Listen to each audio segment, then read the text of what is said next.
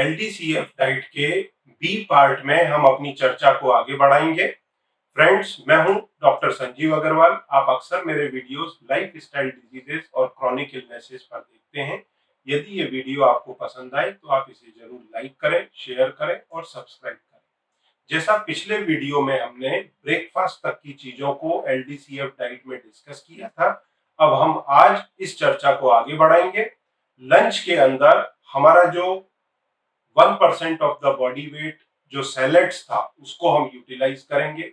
1% मतलब अगर आपका वजन 70 किलो है तो 700 ग्राम का 50% हम ब्रेकफास्ट में लेंगे, लगभग 350 ग्राम, और 50% हम शाम को लेंगे अपने डिनर के अंदर। अब ये 50% जो हम सैलेड्स लेते हैं इसमें हमको कार्बोहाइड्रेट मिलेगा मात्र 12 से 15 ग्राम। उसी तरह से जो हमने मॉर्निंग के अंदर ब्रेकफास्ट किया था, जिसकी चर्चा हमने लास्ट वीडियो के अंदर की थी, उसमें लगभग 600 से 700 ग्राम फ्रूट्स के अंदर अगर हमने लो कार्बोहाइड्रेट फ्रूट सिलेक्ट किए हैं, जैसा मैंने आपको गाइड किया था, तो 8 ग्राम कार्बोहाइड्रेट के हिसाब से लगभग 40 से 50 ग्राम कार्बोहाइड्रेट उसमें हमको मिलेगा। उसी तरह से यहाँ भी हम कार्बोहाइड्रेट को लिमिट करेंगे। हमारे जो सैलेड्स हैं उसके अंदर 12 से 15 ग्राम कार्बोहाइड्रेट आएगा। उसके बाद में हम स्प्राउट लेंगे लगभग 50 से 75 ग्राम तक। उसमें हमको एक थोड़ा कार्बोहाइड्रेट का मात्रा मिलेगा, साथ में प्रोटीन मिलेगा। मेन उसके अंदर प्रोटीन भी है। इसको लेने के बाद में फिर हम जाएंगे अपने प्रॉपर लंच पर। लंच में हमको एक सूखी भाजी लेनी है। सूखी भाजी ग्रीन लीफी वेजिटेबल किसी भी प्रकार की। खास तौर से इसमें हम आलू, शकरकंद, यम, इन चीजों को अवॉइड करेंगे, ठीक है।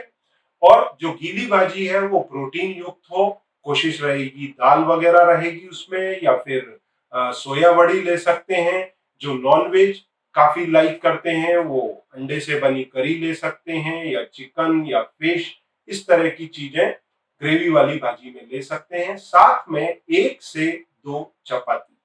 अब चपाती के अंदर एक चपाती में 4 चम्मच शक्कर होता है, इसको आप ना भूलें। देखिए, 100 ग्राम आटे के अंदर लगभग 65 ग्राम कार्बोहाइड्रेट है, और 100 ग्राम आटे की 3 चपातियां बनती हैं। मतलब एक चपाती में लगभग 20 से 22 ग्राम तक कार्बोहाइड्रेट है, मतलब 4 चम्मच। अब इस कार्बोहाइड्रेट को अगर हमें कम करना है तो कई बार लोग मिक्स ग्रेन यूज करते हैं। आप कितना भी मिक्स ग्रेन यूज कर दें, गेहूं, ज्वार, बाजरा, मक्का, किनोआ, रागी, ओट्स, कुछ भी यूज कर लें, इवन चोकर जिसमें सबसे कम कार्बोहाइड्रेट है, वो भी आप अगर यूज कर लें तो 50 ग्राम कार्बोहाइड्रेट पर 100 ग्राम तक आप आते हैं, जबकि ये बहुत ज्यादा है। 100 ग्राम में 10 चम्मच शक्कर, चोकर जैसी चीज में, जो गेहूं के ऊपर के लेयर से बनता है। बाकी सब में इससे ऊपर कार्बोहाइड्रेट है, 650 टू 65 ग्राम पर 100 ग्राम। और हमारा मेन एम है कार्बोहाइड्रेट को कम करना, क्योंकि विटामिन, मिनरल, एंटीऑक्सीडेंट हम बाकी की पूरी डाइट में ले रहे हैं, फ्रूट्स में, सैलेड्स में, ग्रेन्स में, जितनी भी चीजें हमने सुबह से ली हैं सबके अंदर हम भरपूर ले रहे हैं। तो ऐसी कहीं कमी रहने वाली नहीं है कि हमको ग्रेन से ही वो सारी चीजें लेनी है। हमने उसके लिए भरपूर इंतजाम कर दिया है। तो अब हम क्या करेंगे, लौकी, कद्दू, या फिर जो पेठा आता है, नॉर्थ साइड में आपने देखा होगा पेठे का एक फल होता है जिसको इंग्लिश में ऐश गार्ड बोलते हैं। तो या तो ऐश गार्ड, या लौकी जिसको हम बोलते हैं बॉटल गार्ड, या फिर पंपकिन, कद्दू, इसमें से कोई भी एक चीज ले लें, उसको छीलें, बीज निकाल दें, और उसको जैसे हम इडली बनाते हैं वैसे स्टीम करें। स्टीम हो जाएगा, नरम पड़ जाएगा, उसको निकाल के मिक्सर में डाल के उसका पेस्ट बना लें। ये पेस्ट हम परात में डालेंगे और उसी में आटा माड़ेंगे, चाहे मिक्स ग्रेन लें चाहे सिंगल गेहूं का आटा लें, कैसा भी आप आटा ले सकते हैं, पर इसी के अंदर माड़ा जाएगा और पानी जरा भी नहीं डालेंगे। तो इसमें जो मैंने खुद करके देखा है, देखिए आपके सामने मैं स्क्रीन पे भी बता रहा हूं कि 100 ग्राम लौकी के या कद्दू के पेस्ट में ज्यादा से ज्यादा 70 ग्राम से लेकर के 90 ग्राम, हद से हद अगर आप बहुत कड़क आटा बनाते हैं तो 100 ग्राम के ऊपर आपका आटा नहीं जाएगा। मतलब 50-50% एट द मोस्ट, और 70 मतलब 1:0.7 का रेशो बनेगा आपका। आटा कम लगेगा, लौकी कद्दू ज्यादा लगेगा। तो इसमें क्या होगा, लौकी कद्दू या ऐश गार्ड के 100 ग्राम में मात्र 1 चम्मच शक्कर है, 4 से 6 ग्राम शुगर कार्बोहाइड्रेट। और बाकी के जो आपके आटे थे उनमें कितना है, 50 से 70 ग्राम तक। तो ये दोनों का जब मिश्रण मिक्स होगा तो आपका कार्बोहाइड्रेट ठीक 50% रह जाएगा। मतलब अब उस रोटी में, एक रोटी के अंदर 4 नहीं 2 चम्मच कार्बोहाइड्रेट या शुगर रह गया, स्टार्च रह गया। तो ये आपके सीधे कार्बोहाइड्रेट इंटेक को 50% पर लाके खड़ा कर देगा। तो ये आप 1 या 2 चपाती लें तो इन सब में आपका जो कार्बोहाइड्रेट कंजम्पशन है वो 40 से 50 ग्राम के अंदर रहेगा। साथ में आपको भरपूर विटामिन मिनरल्स मिलेंगे। इसी प्रोसेस को हमको रात में रिपीट करना है। जो हमने लंच किया वही हम रात में डिनर के अंदर लेंगे। और अगर हमको शाम को कुछ भूख वापस से लगती है तो हमारा कुछ अगर फल बचा हुआ है या फिर ग्रीन टी, ब्लैक टी जो स्टीविया डाल के है, विदाउट मिल्क है, वो लेंगे।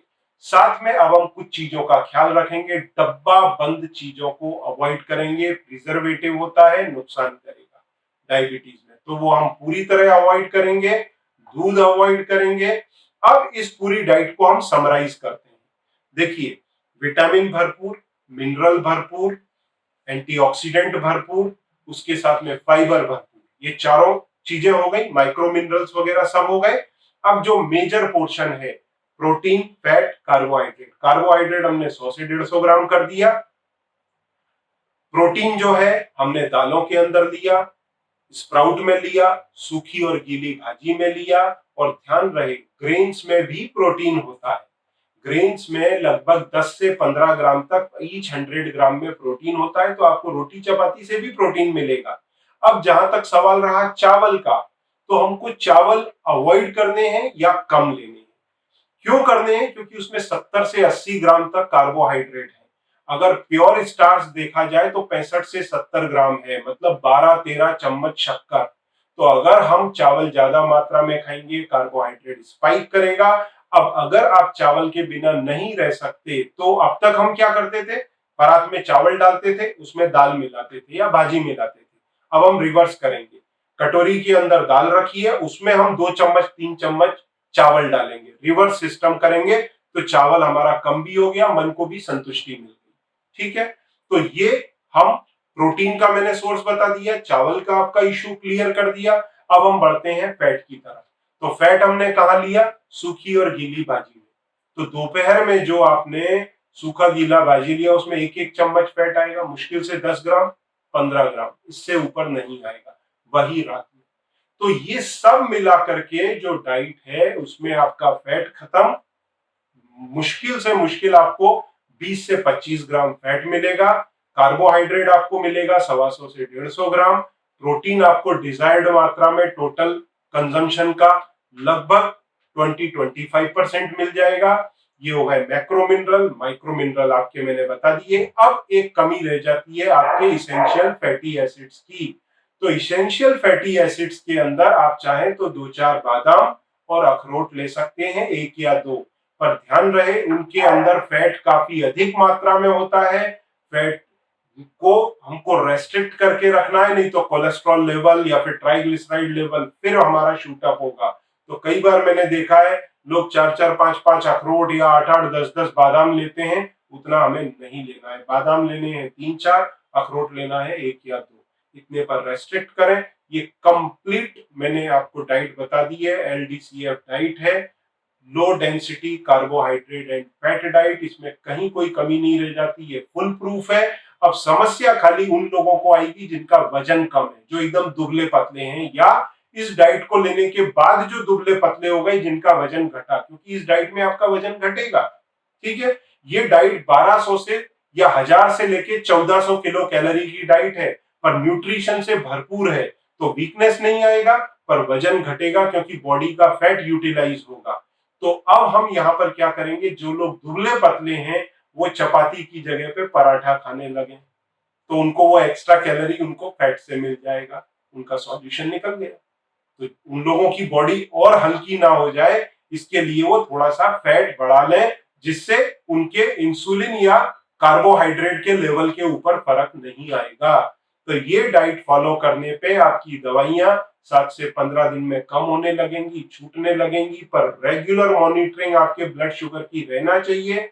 उसके हिसाब से आपके डॉक्टर को बात करके डाइट को मॉनिटर करके आप वो हिसाब से आगे बढ़ें।